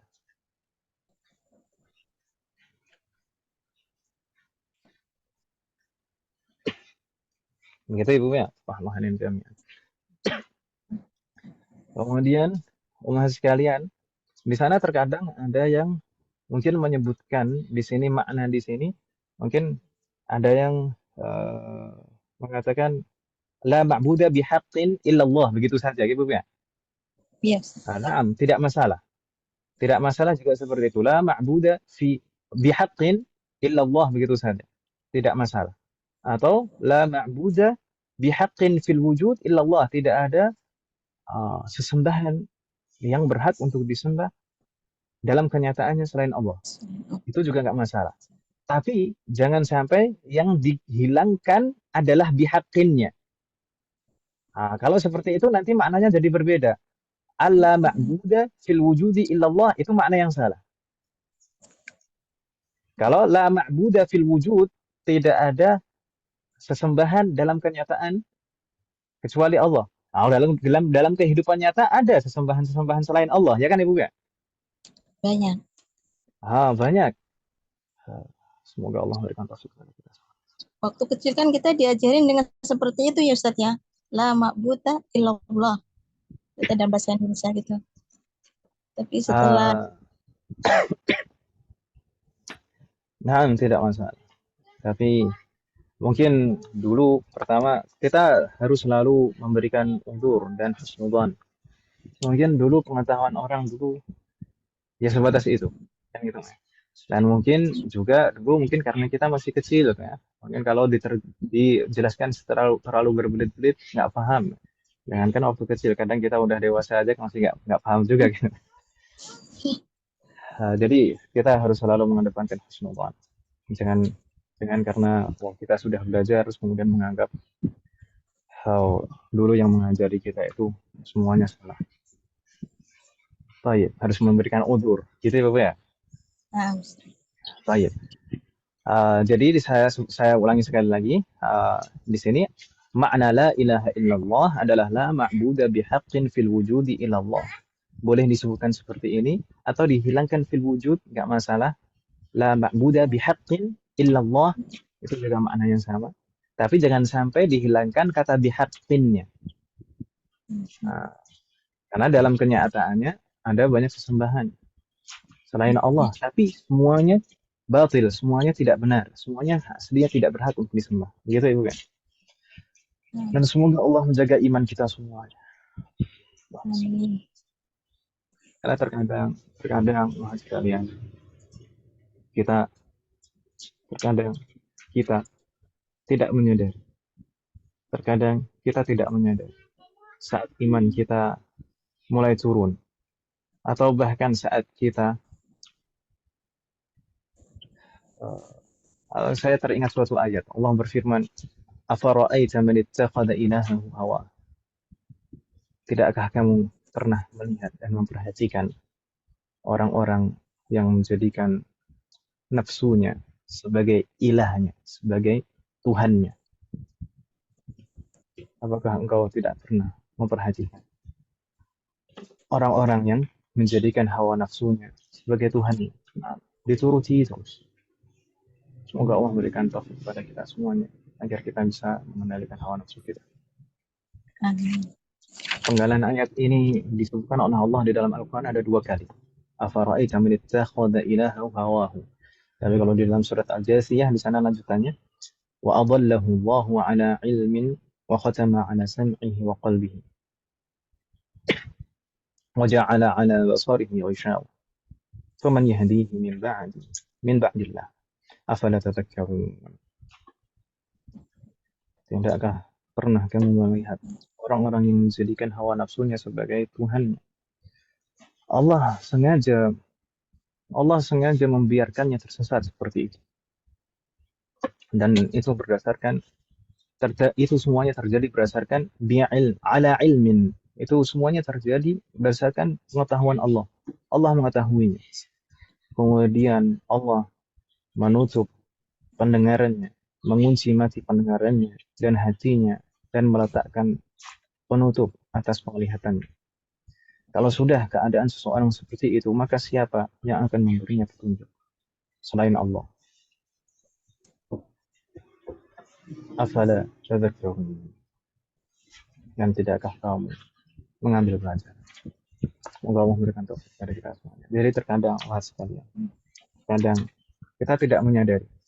Naam, kita paham secara teori itu sangat paham sekali. Berkali-kali mungkin kita belajar aqidah al-imanu yazidu wa yanqus. Iman itu bertambah dan berkurang. Ya kan Ibu kan? Ya. Iman bertambah dan berkurang. Tapi terkadang tetap saja kita sebagai hamba itu sering lalai. Terkadang kita tetap memperturutkan hawa nafsu kita. Semoga Allah memberikan taufik kepada kita semua. Kemudian umat sekalian, bil munasabah, di sini disebutkan oleh para ulama di sini fil wujud. Ini sebenarnya juga isyarat terkait dengan apa? Isyarat terkait hal yang sangat mendasar terkait dengan keimanan kepada Allah. Dan hal ini di masa-masa akhir ini, di hari-hari kita ini, mulai banyak yang menengungkan syubhat sehingga banyak sekali, terutama anak-anak muda, banyak sekali dari kalangan anak-anak muda itu terpengaruh dengan syubhat tersebut. Apa itu? Yaitu mempertanyakan wujudullah, mempertanyakan adanya Allah. Mungkin tidak langsung seperti itu. Ini saya mengatakan seperti ini bukan mengarang-arang, tapi ibu-ibu mungkin juga menemukannya dengan mudah. Itu tidak hanya mungkin di kampus-kampus, tapi bahkan di media sosial kita bisa dengan mudah menemukan ucapan-ucapan yang meragukan keberadaan Allah. Semoga Allah melindungi kita semua dari hal-hal tersebut dan juga anak keturunan kita. Baik, mungkin pada awalnya tidak langsung syubhat itu diarahkan seperti itu dan serang tangan seperti itu. Biasanya syubhat ini, fitnah ini diawali dengan mempertanyakan takdir Allah, mempertanyakan di mana keadilan Allah. Ketika ada orang yang kaya, kemudian di sisi lain ada orang yang sangat miskin. Orang kaya ini banyak maksiat, kemudian orang miskin ini sudah taat tapi tetap miskin. Kemudian di sana ada orang muslim yang menderita, ada orang-orang kafir sangat berjaya. Kemudian dia mempertanyakan di mana bentuk keadilan Allah. Kemudian semakin berkembang, kemudian ada pertanyaan-pertanyaan yang syubhat yang semakin parah lagi terkait dengan takdir Allah. Apakah Allah mampu untuk merubah kondisi? Kemudian semakin lama akan mempertanyakan wujudullah, keberadaan Allah. Umat sekalian, ini adalah hal yang paling mendasar yang harus kita pahami dan yakini, dan juga kita tanamkan kepada diri kita sendiri dan juga kepada anak-anak kita terkait dengan keberadaan Allah. Allah itu ada, Allah itu maujud, Allah itu ada. Dan bahkan sebagian ulama menyebutkan di dalam kitab-kitabnya, tidak hanya cukup itu saja, tidak hanya kita memahami, meyakini, dan menanamkan di dalam hati kita dan anak-anak kita, tapi sebagian ulama juga mengharuskan kita untuk mengetahui dalilnya. Sebagian ulama juga mewajibkan bagi kita untuk mengetahui dalil.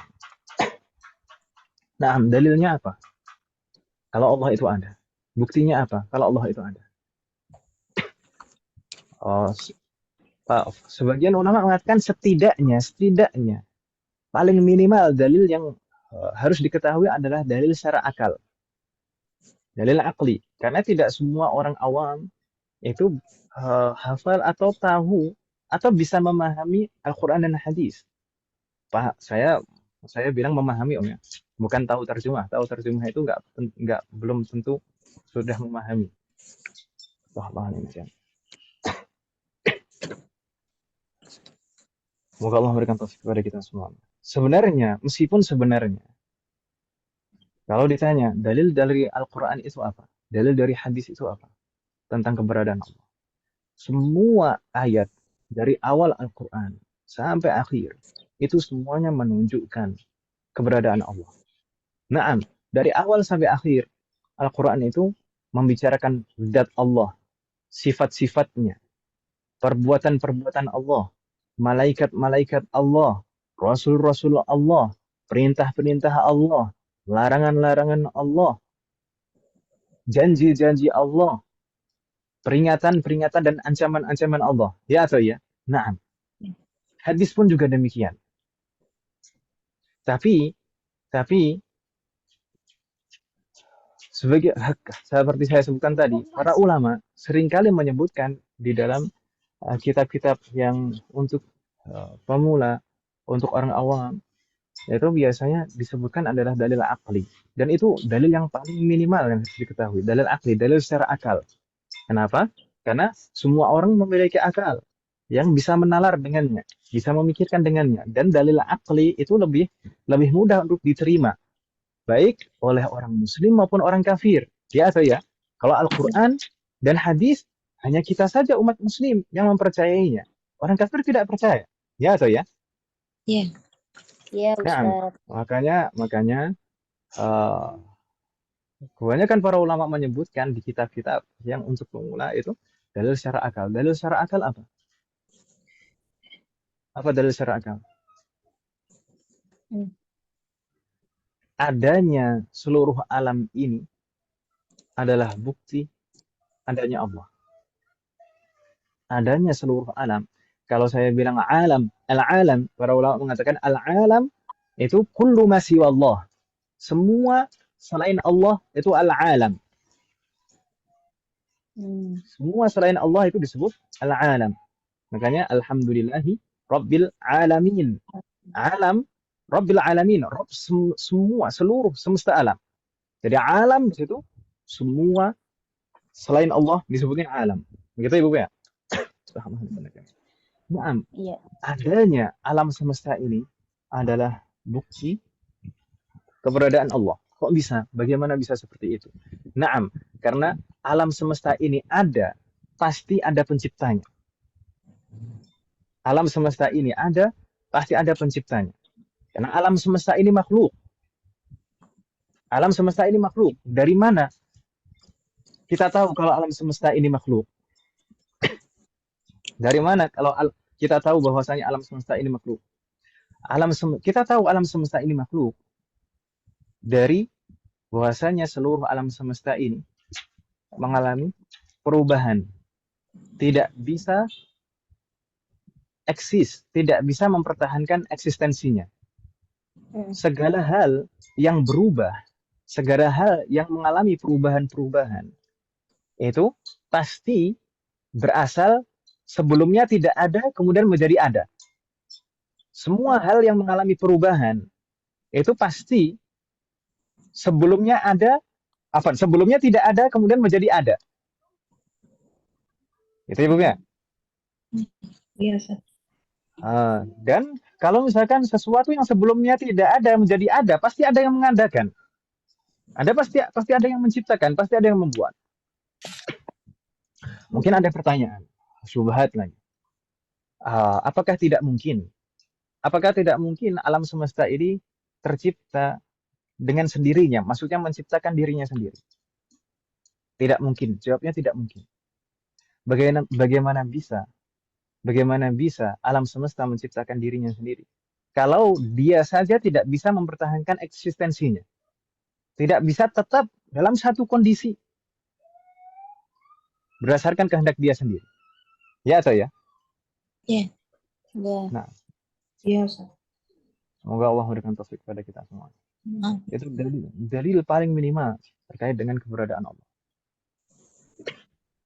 Ustaz, Nah, berarti yang disebut makhluk itu bukan berarti ciri-ciri makhluk hidup yang bernafas, bisa berpindah jadi tempat gitu enggak ya Ustaz?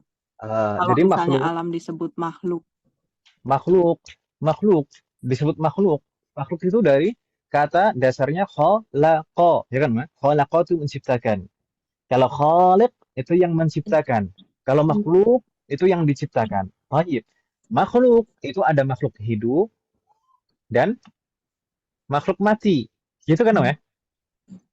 Ya. Ya, atau ya? Iya. Makanya kalau di dalam IPA juga kita bilangnya makhluk hidup kan, Ma? Bukan makhluk mati yang dibahas. Ya, atau ya?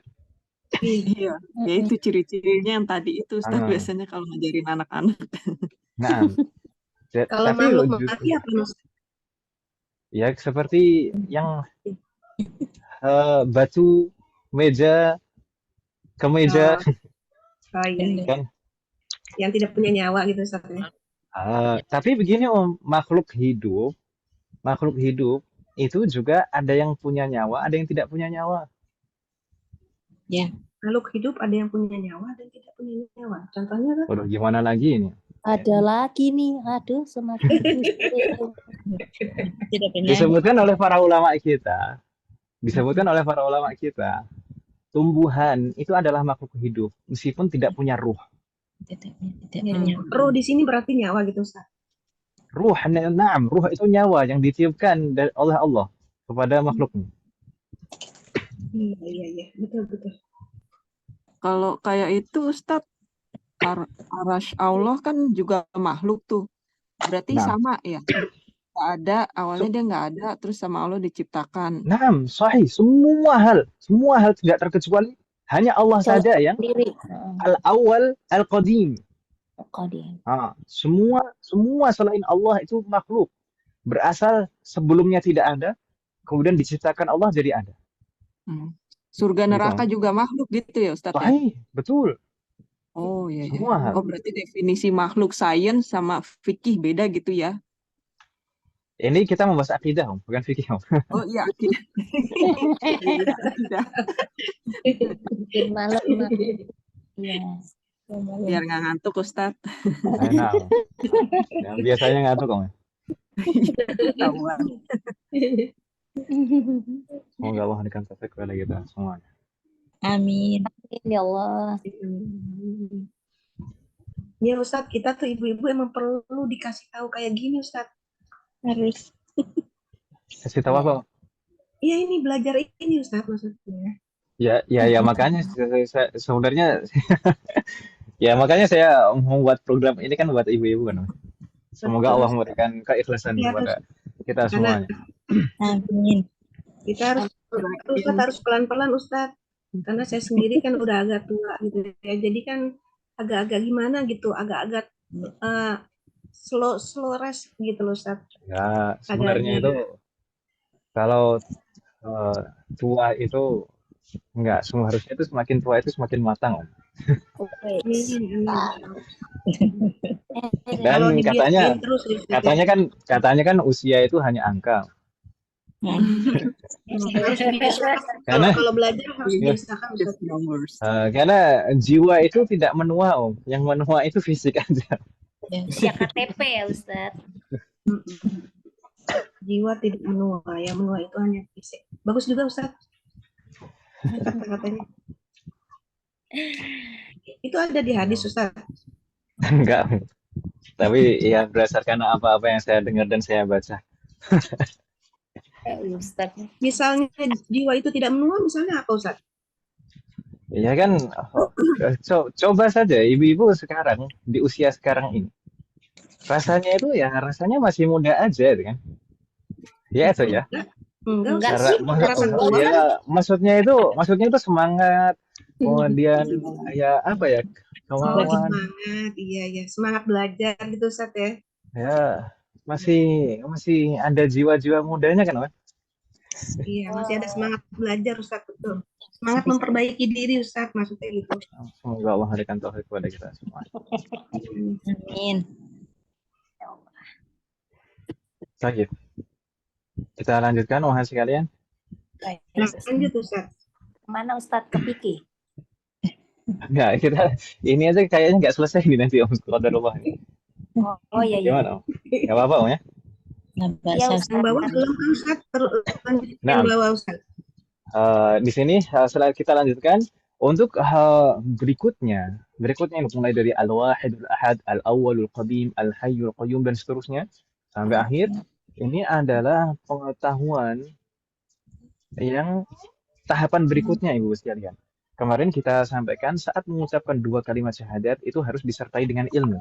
Ya kan Ibu ya?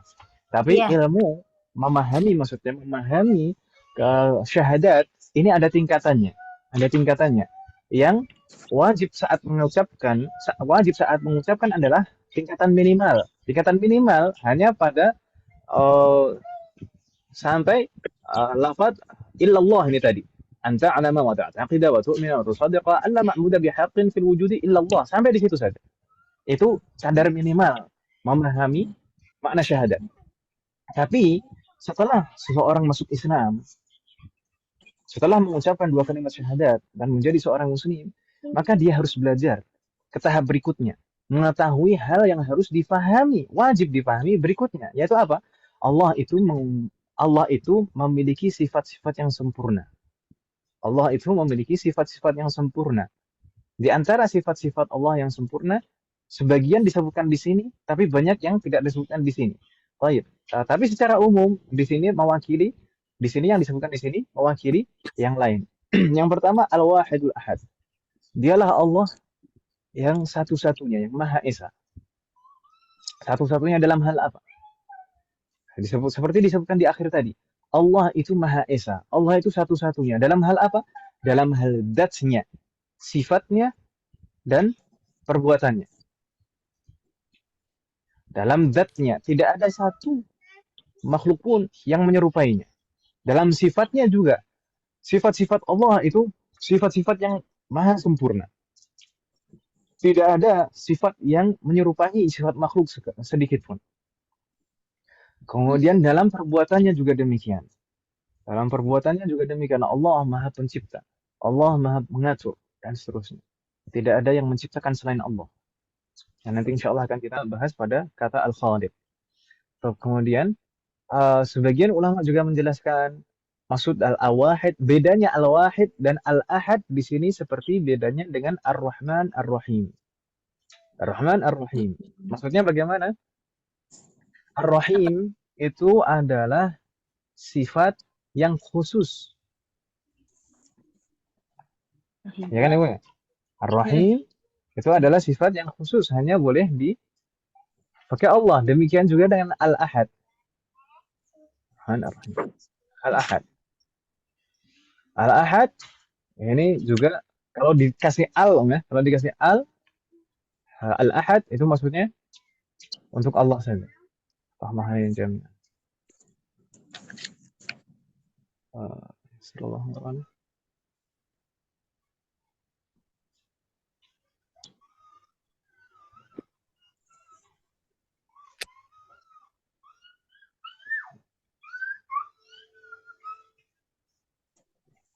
Untuk Allah Al-Ahad. Afan, saya Ar-Rahman Ar-Rahim. Saya tertukar ini tadi. Al-Ahad itu seperti Ar-Rahman. Ar-Rahim itu seperti Wahid. Gitu, tertukar saya, Afan. Ar-Rahman itu hanya khusus untuk Allah. Ar-Rahman itu khusus untuk Allah, seperti Al-Ahad.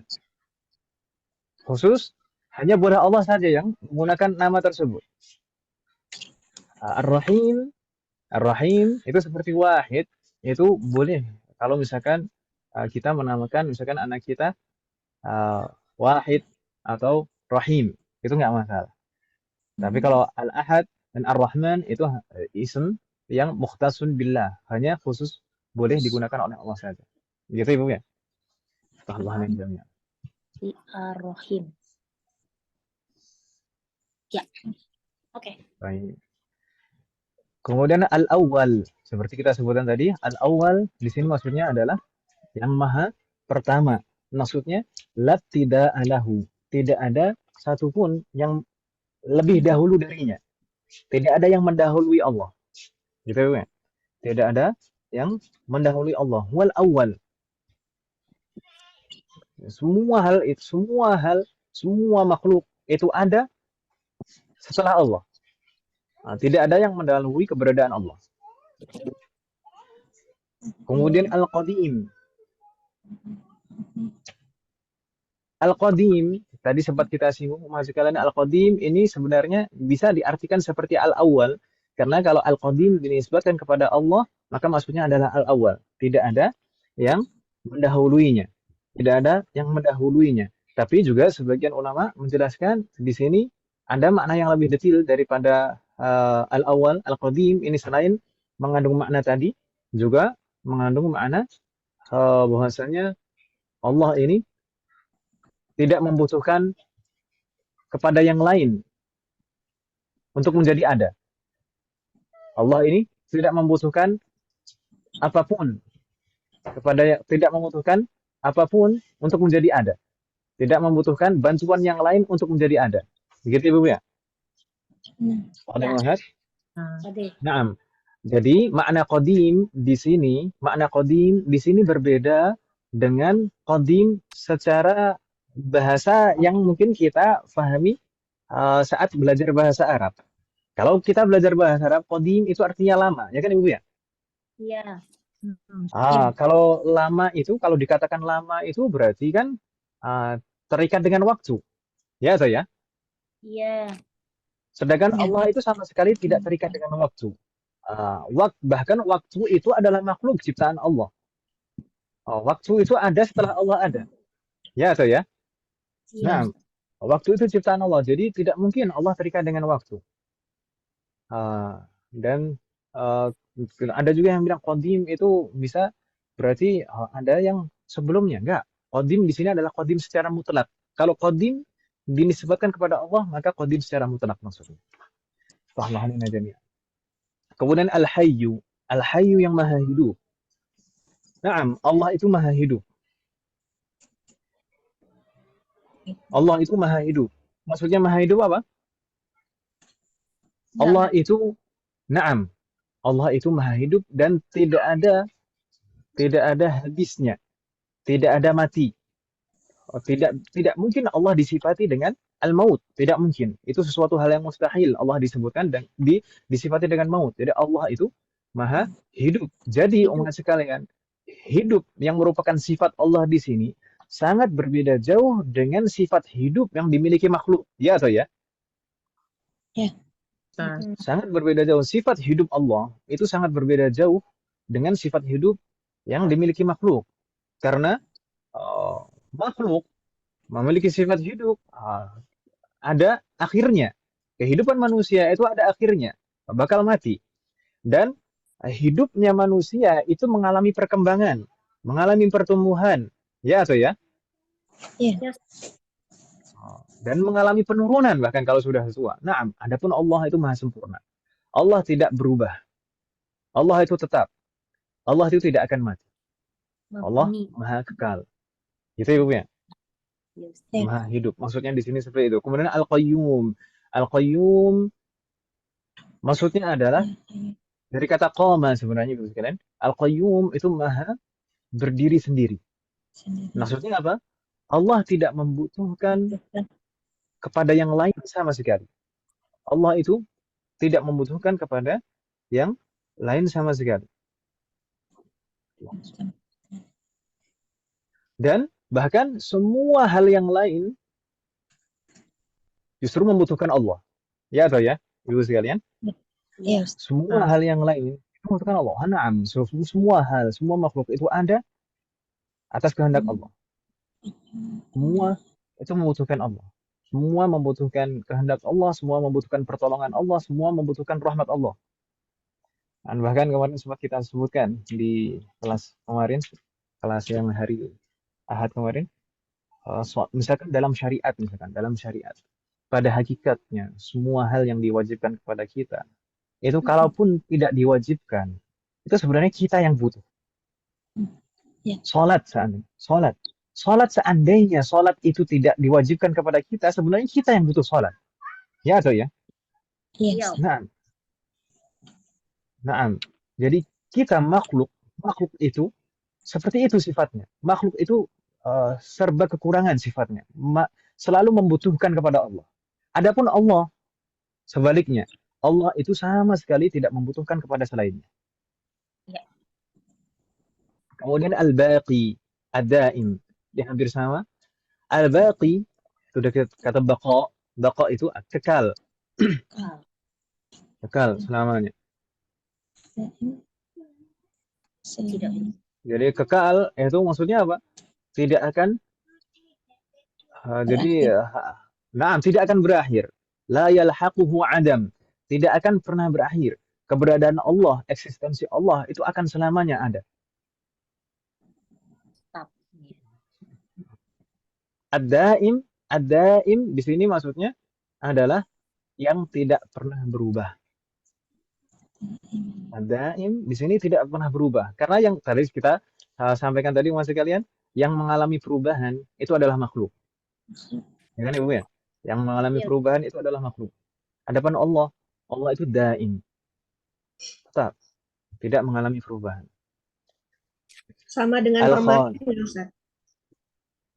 Permanen, tapi sifat permanen makhluk dan sifat Allah daim itu ada bedanya ya. Seperti tadi sifat hidup Allah dan sifat hidupnya makhluk itu ada perbedaan. Tentu sifat daim Allah itu maha sempurna. Kalau dikatakan permanen makhluk itu permanen, itu majaz, secara majaz. Meskipun dikatakan permanen, suatu saat pasti akan rusak juga, ya atau ya? Iya. Nah. Kemudian al-khaliq. Al-khaliq yaitu yang maha menciptakan. Al-khaliq yang maha pencipta.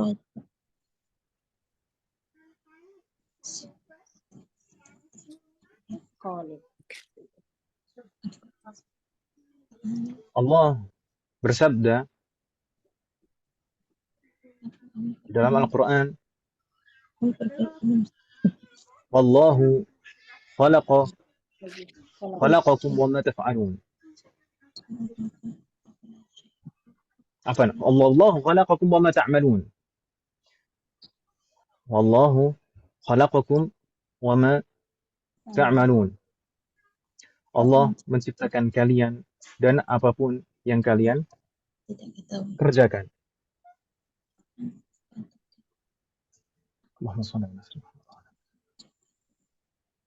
Allahu khaliqu kulli syai'. Allah menciptakan segala sesuatu. Dan di dalam hadis juga disebutkan Allahu khaliqu kulli sani'in wa sana'atihi. Allah itu adalah maha pencipta semua orang yang membuat dan hasil buatannya. Maksudnya bagaimana? Semua apa yang ada dan semua apa yang terjadi di dunia ini dan di akhirat nanti pada hakikatnya adalah ciptaan Allah. Pada hakikatnya adalah ciptaan Allah. Naam, di sana ada orang mungkin yang bisa membuat meja misalkan. Ada yang bisa membuat meja. Pesawat aja Ustaz, pesawat.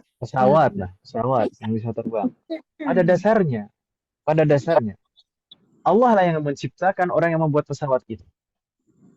Dan pada hakikatnya Allah juga yang menciptakan pesawat itu. Bagaimana bisa? Maksudnya kan manusia yang membuat. Lah, manusia itu bisa membuat. Apakah tidak membutuhkan bantuan Allah?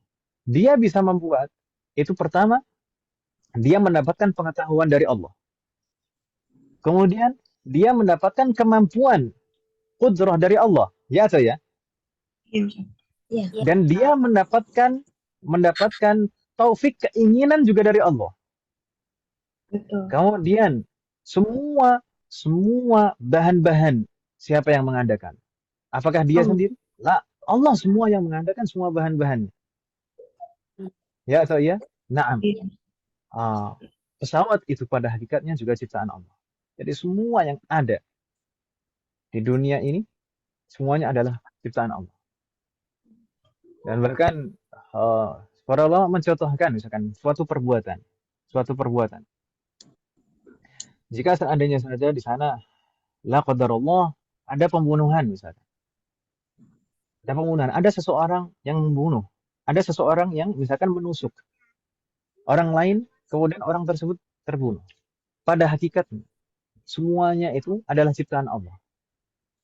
Orang yang pelakunya, orang yang menusuk, itu adalah ciptaan Allah.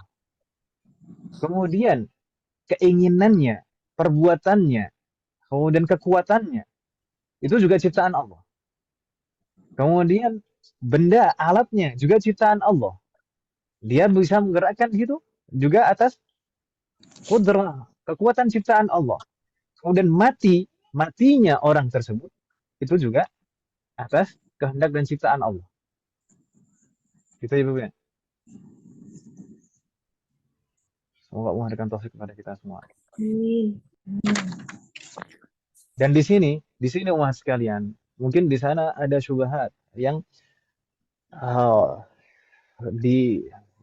banyak ditiupkan dan digaungkan. Ada fitnah-fitnah yang ditiupkan dan digaungkan. Mungkin kalau kita perhatikan, mungkin ini dari orang-orang yang tidak mempercayai Tuhan. Awalnya mereka mempertanyakan hal-hal semacam ini. Kan saya di akhir-akhir ini, misalkan di Palestina ini, qadiyah Palestina, semoga Allah menjaga saudara-saudara Muslim kita yang ada di Palestina. Di sana ada saja yang mengatakan, misalnya kalau Allah itu memang ada, maka mana buktinya? Tetap saja orang-orang Palestina itu terbantai, gitu ya. Orang-orang yang tidak percaya dengan adanya Allah dan tidak percaya bahwasanya Allah itu Maha Pencipta akan mengatakan seperti itu untuk menimbulkan syubhat dan fitnah kepada umat Islam yang mungkin semoga Allah memberikan taufik dan memberikan perlindungan kepada kita semuanya, orang yang imannya tidak kuat dan tidak mempelajari hal-hal yang memang dasar sebenarnya seperti ini, maka akan terpengaruh. Ya kan Ibu ya? Nah, itu semuanya atas kehendak Allah. Itu semuanya adalah ciptaan Allah. Dan semuanya pasti ada hikmahnya. Kalau misalkan terbetik di dalam benak kita atau di dalam hati kita ada bentuk yang janggal atau bentuk ketidakadilan, maka itu sebenarnya adalah karena keterbatasan nalar kita. Karena kekurangan akal kita. Padahal di Al-Quran Allah sudah menyebutkan hikmah-hikmah terjadinya misalkan qadiyah atau apa yang terjadi di Palestina saat ini. Misalkan di surat Al-Isra. Kalau kita membaca surat Al-Isra, terjemahnya dan tafsirnya, maka di sana kita akan menemukan hikmah-hikmah di balik semua yang terjadi di Palestina saat ini. Yes. Nah, bagaimana yang dulu bahwasanya orang-orang Bani Israel itu dihukum oleh Allah yatihuna fil ard, mereka tersebar terombang-ambing di muka bumi, mereka tidak mempunyai negara tersendiri, mereka tidak mempunyai tempat tersendiri, mereka terpencar-pencar di semua penjuru dunia. Tapi Allah juga yang mentakdirkan mereka digiring oleh orang Yahudi sendiri sebenarnya, tapi mengatasnamakan apa? Hitler itu dulu apa?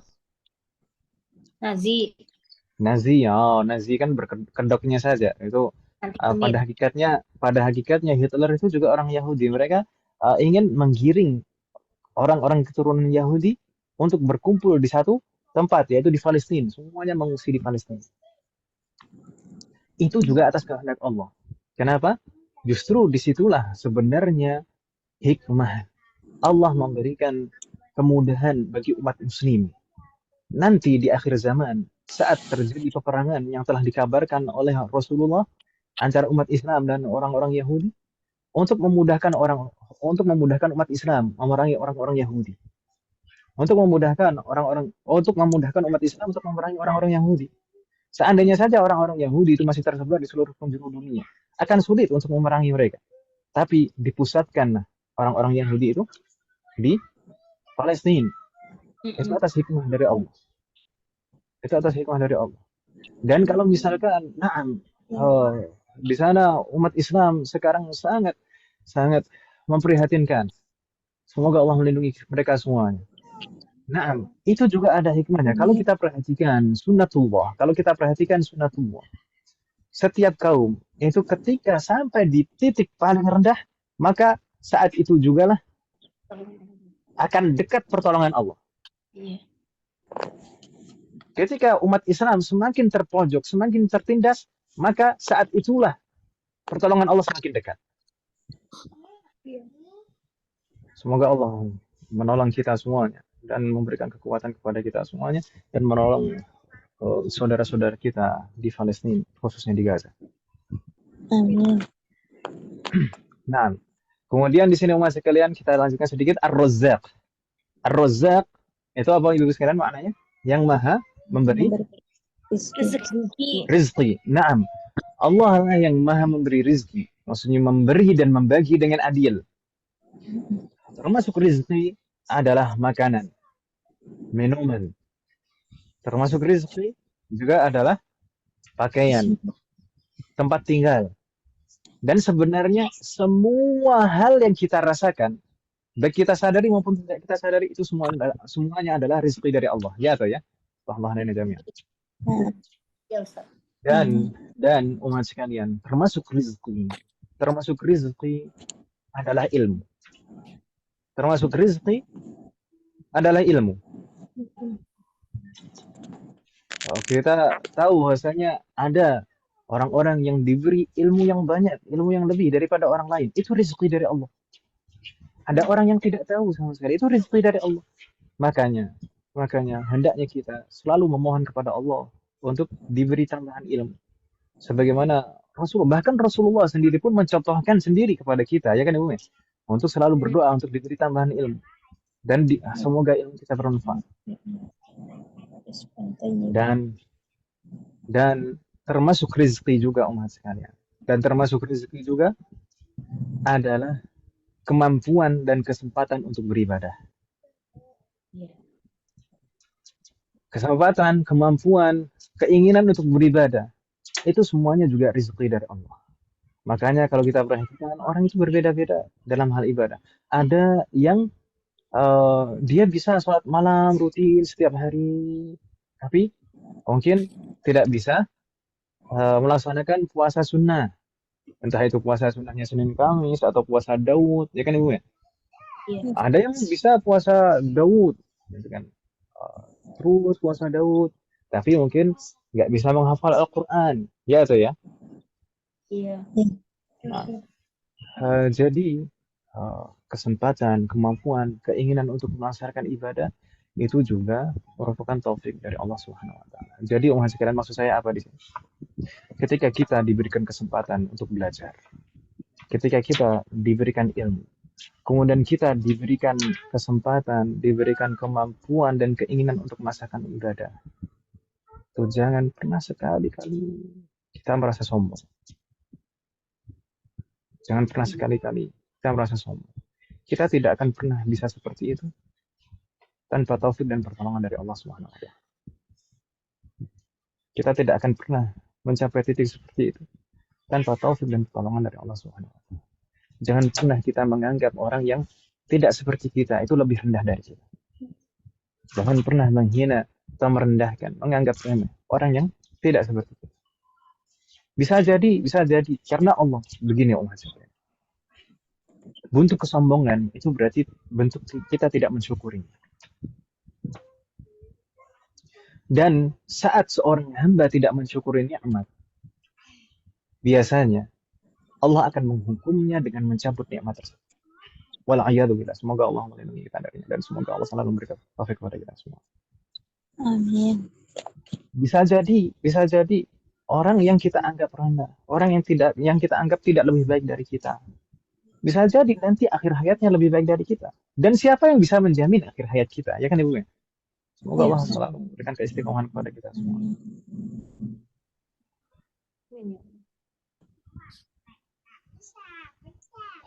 La ilaha illallah.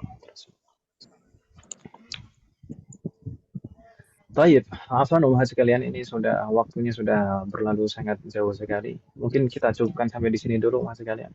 Saya minta maaf ibu sekalian kalau misalkan ini penjelasannya belum selesai, bahkan pengantar ilmu fikih sekalipun juga belum kita buka sama sekali. Saya minta maaf umat sekalian. Tapi mudah-mudahan apa yang kita bahas dan pelajari hari ini bermanfaat dan barokah. Iya, Ustaz. هل من سؤال قبل أن نختم؟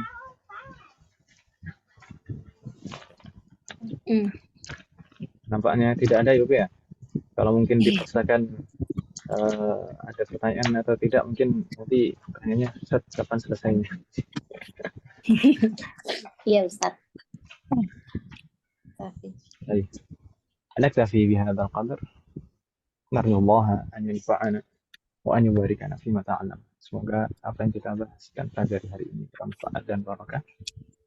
Amin. Semoga Allah selalu memberikan taufik kepada kita semuanya untuk bisa mengamalkan setiap ilmu yang kita pelajari. Amin. Amin. Semoga Allah selalu memberikan kemudahan, keberkahan, kesabaran, keistiqomahan, serta keikhlasan dalam proses belajar kita. Amin. Semoga Allah selalu memberikan taufik dan hidayah kepada kita semuanya, demikian juga kepada orang-orang yang kita sayang. Semoga Allah selalu melindungi kita semuanya dan juga orang-orang yang kita sayangi dimanapun berada. Amin. Jika di antara kita ada yang sakit atau kerabat kita atau keluarga kita ada yang sakit, semoga segera diberi kesembuhan oleh Allah Subhanahu wa Ta'ala. Amin.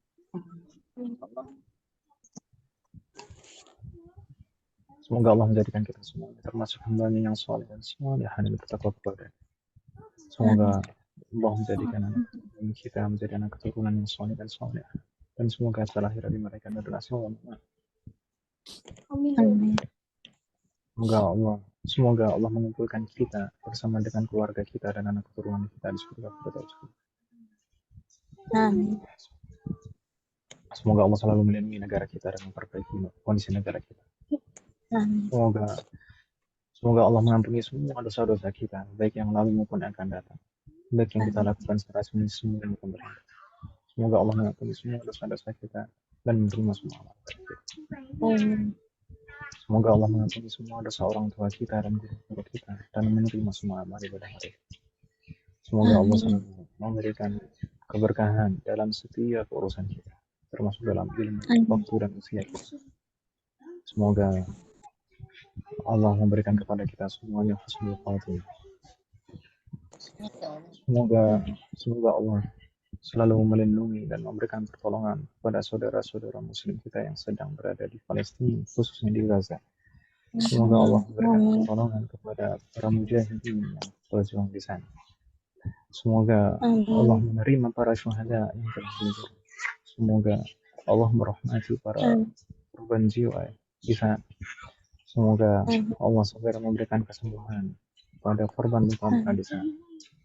Semoga Allah memberikan keamanan di hati saudara-saudara muslim kita di sana. Amin. Semoga Allah memberikan kecukupan makan pada saudara-saudara kita yang kelaparan di sana. Semoga Allah memberikan kecukupan air pada saudara-saudara kita yang sedang kehausan di sana.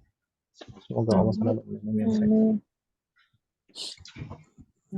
Semoga Allah segera menurunkan adab, laknat dan kehancuran kepada Yahudi Zionis yang telah merampas hati umat muslim yang ada di sana.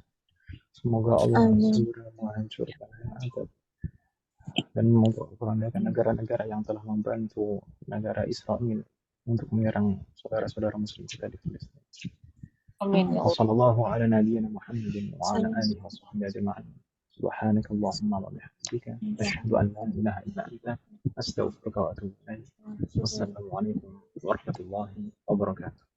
Waalaikumsalam warahmatullahi wabarakatuh.